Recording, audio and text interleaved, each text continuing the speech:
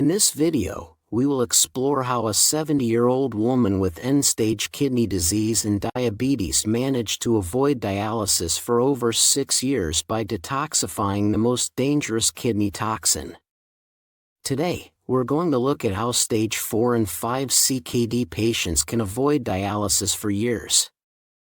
In fact, today's video is entirely based on the work of the one man in the world who is even more frustrated with your nephrologist than you are. The expert behind the case we're examining today, Dr. Head of Nephrology at a leading clinic in New Jersey, is fed up. He didn't just write a paper, he called out the entire field of nephrology. How? By proving that, contrary to what most other doctors say, advanced stage kidney disease can be reversed, even with a GFR under 20, according to this nephrologist and researcher. To avoid dialysis, patients must undergo a detox therapy. Easier said than done, right? And that's exactly why Dr. Thompson is upset with your nephrologist, because far too many patients are not getting the care they need. So the big question now is, are you receiving a detox treatment for CKD, or does Dr. Thompson need to have a talk with your nephrologist? There's only one way to find out.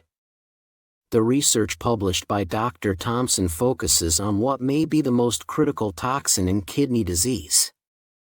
The 70-year-old woman he worked with was on the brink of dialysis, battling diabetes, high blood pressure, high cholesterol, high uric acid, arthritis, and bone disease, basically the full CKD nightmare.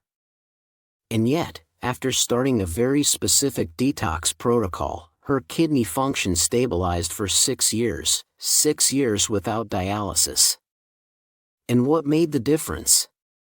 One toxin, one detox agent, 2,400 milligrams per day. That's it. And the most amazing part?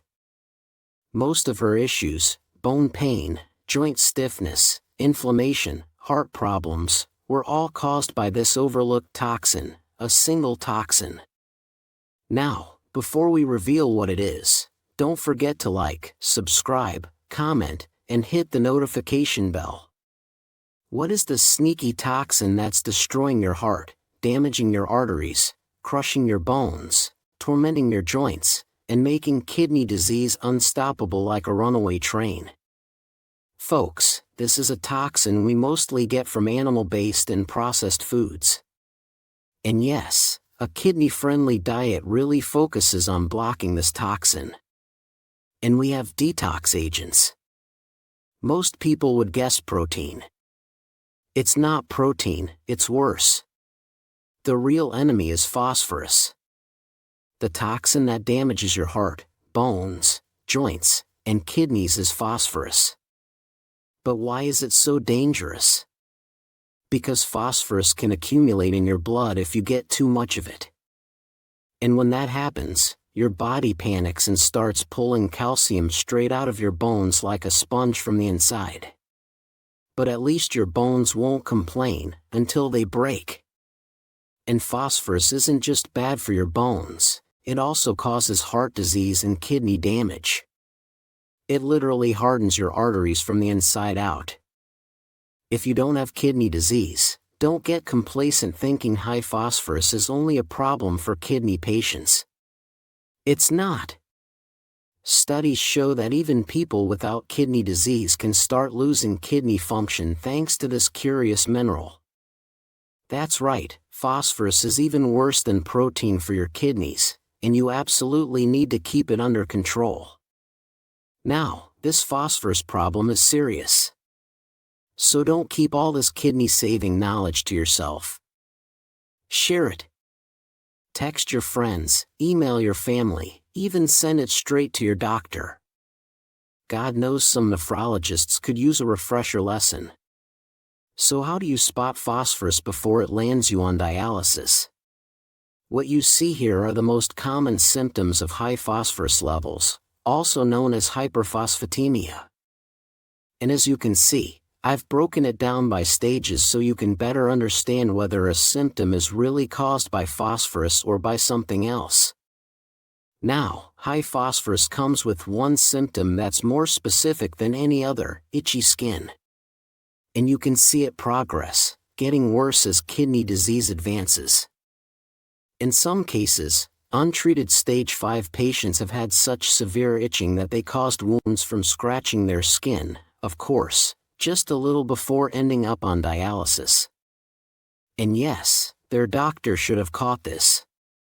They should have tested their patients for phosphorus levels. They should have prescribed the proper binders, but they didn't. And maybe that's where Dr. Thompson steps in with his trusty stethoscope. Now, there are a few other symptoms that might indicate your phosphorus levels are too high, but they're less specific. Other symptoms that many patients notice include muscle cramps and weakness. This happens because phosphorus is an electrolyte that the body uses as a signaling molecule, among other things. And do you know what other muscle is controlled through electrolytes like phosphorus? That's right, your heart. Now ideally, we shouldn't get to the point where broken bones are expected or where your heart becomes unreliable. And yes, I know what you're thinking: you always tell us things that our doctors should be taking care of, not us. So do we really need to double-check our doctor's work? In theory, no, you shouldn't have to. But I also have to tell you that many patients come in with incomplete lab reports. Folks, and I mean this seriously, many patients aren't even getting their phosphorus levels or other critical values checked. Sometimes I wonder if these doctors got their degrees from a cereal box. Really, things have gotten so bad that Dr. Thompson has started using a boomerang as a stethoscope, just so he can throw it at them again. Now, let's get into the key tools we have to make sure you don't end up with high phosphorus levels. There are 2 ways to keep your phosphorus levels in check: a kidney-friendly diet and binders. We'll dive into the binders that helped that 70-year-old woman avoid dialysis for more than 6 years in the next part of the video. Previously, the question was, how do we reduce the amount of phosphorus in our diet? The main sources of phosphorus in the human diet are animal-based foods and additives. So, consider cutting down on meat, dairy products, and processed foods in general from your diet if you haven't already. That's always the first step to, avoiding dialysis. Now, since you're here, you probably want more detailed dietary tips than just don't eat bad food. So, let's talk about one of the dirty secrets of the food industry. Because nothing makes big companies happier than stuffing what you eat with all the bad stuff they can, phosphorus included. So, let's make sure none of the foods we're about to see end up on your plate. Here's a little dirty secret from the food industry: big food companies love phosphorus almost as much as big pharmaceutical companies love your copays. They're adding more and more phosphorus additives even into foods that are normally considered low in phosphorus. So how do we stop food brands from poisoning our kidneys? I listed above the foods that often contain phosphorus. First up are sodas and bottled drinks. You'll usually find phosphoric acid or sodium phosphate in them, just 2 fancy names for the same toxic stuff. Now, the list continues: iced tea, coffee drinks, and here's something I really didn't want to include: plant-based milks.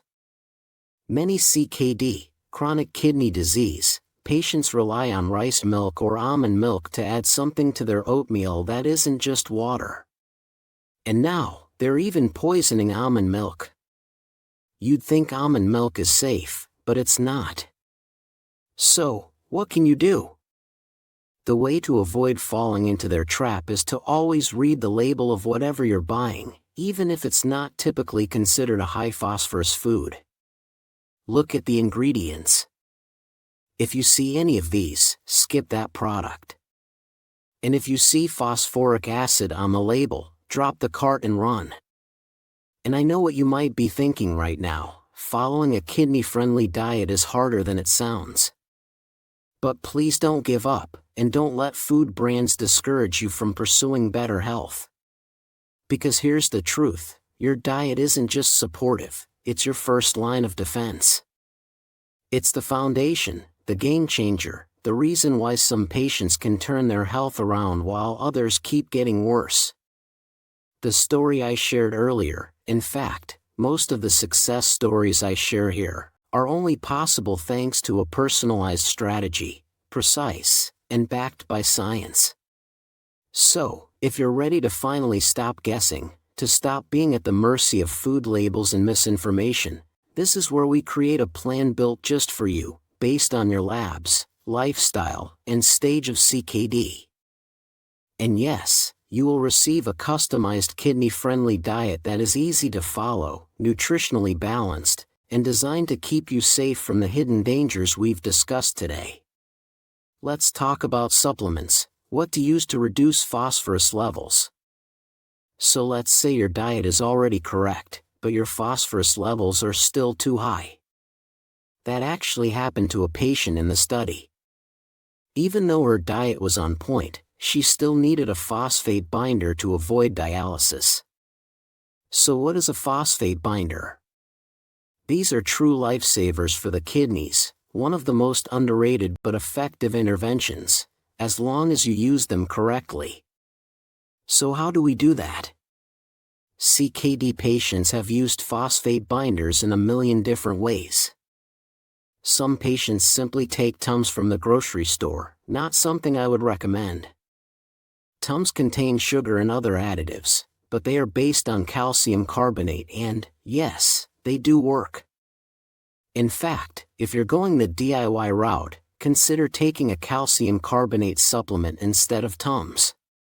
There's one very important thing I need to say when it comes to phosphate binders: they do not give you a free pass to eat meat, drink dark cola, and consume other unhealthy foods.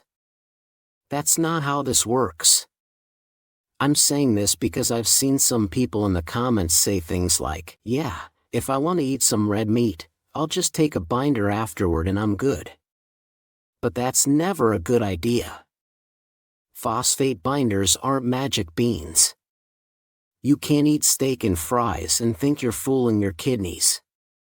This isn't Congress, folks. There are different options when it comes to phosphate binders. Why? Can't we all just use calcium carbonate? Some people will need a different approach. Let me explain. If you look in your medicine cabinet and find a calcium-based binder like Foslo or Velphoro, congratulations.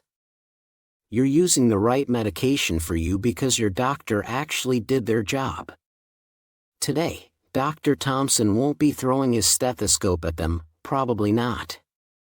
Now, what I mean is, if your kidney disease has progressed, your calcium levels may already be too high to begin with, and adding more calcium might not be safe. So, different patients need different binders.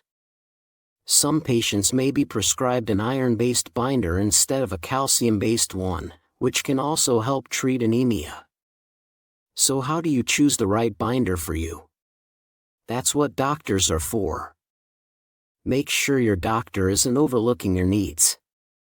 Some people need iron binders, others need calcium binders. If your doctor can't explain the difference, maybe they shouldn't be trusted near sharp objects, or kidneys. And that's all for today. Thanks for watching. God bless you all. Goodbye.